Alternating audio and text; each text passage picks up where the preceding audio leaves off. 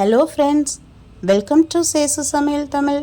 இன்றைக்கி நம்மளோட சேனலில் முட்டையை வச்சு ரொம்பவே ஈஸியாக குயிக்காக செய்கிற மாதிரி ஒரு சைட் டிஷ் ரெசிபி தான் பார்க்க போகிறோம்.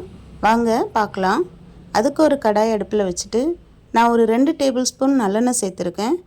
சைடில் ஒரு 4 முட்டையை வேக வச்சு அதை பாதி பாதியாக கட் பண்ணி வச்சுருக்கேன். இப்போது இந்த எண்ணெயில் நம்ம போடுற மசாலாவை போட்டுடலாம்.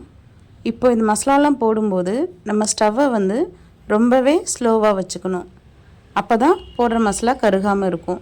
அதுக்கு ஒரு 1/2 ஸ்பூன் அளவுக்கு தனி மிளகாய்த்தூள் போட்டிருக்கேன். அது கூடவே ஒரு 1/4 ஸ்பூன் மஞ்சள் தூள், 1/2 ஸ்பூன் அளவுக்கு உப்பு போட்டிருக்கேன். இந்த அளவு இந்த 4 முட்டைக்கு சரியாக இருக்கும். இப்போ இந்த எண்ணெயை கொஞ்சம் மிக்ஸ் பண்ணி விட்டுடுங்க. மிக்ஸ் பண்ணி விட்டுட்டு நம்ம பாதி பாதியாக கட் பண்ணி வச்சுருக்கிற முட்டையை எடுத்து ஒவ்வொன்றா உள்ளே வச்சிடலாம். ஃப்ளாட்டாக இருக்கிற பாத்திரத்தில் இப்படி வைக்கிறதுக்கு சரியாக இருக்கும். இப்போ நம்ம கடாய் அடுப்பில் வச்சுருந்தனாலும் இதே மாதிரி செஞ்சுட்டு கொஞ்சமாக கரண்டியை வச்சு மிக்ஸ் பண்ணி விட்டுட்டு நம்ம ஒரு மூடி போட்டு மூடி வச்சிடலாம். இப்போ இதை ஒரு 2 நிமிஷத்துக்கு ஸ்லோ ஃப்ளேம்லேயே நம்ம குக் பண்ணலாம்.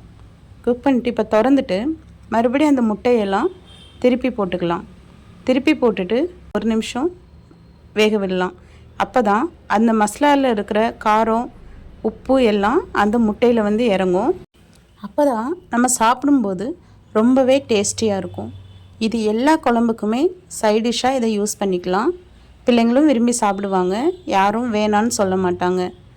முட்டை பிடிக்காதுன்னு சொல்கிறவங்களுக்கு கூட இது ரொம்பவே பிடிக்கும். மறுபடியும் எல்லாத்தையும் திருப்பி விட்டுட்டு ஒரு நிமிஷம் அப்படியே ஓப்பனில் விட்டு அதே ஸ்லோ ஃப்ளேமில் வச்சு விட்டோன்னா நல்லாவே நம்ம டிஷ்ஷு ரெடி ஆகிடும். இப்போது நம்ம சாப்பிட்றதுக்கு இந்த எக்கு தயாராகிடுச்சு. மேலே கொஞ்சம் கொத்தமல்லி இலைகளை தூவி விட்டுட்டு மிக்ஸ் பண்ணி விட்டுடுங்க. இப்போ நம்ம ரெசிபி சாப்பிட தயாராக இருக்குது.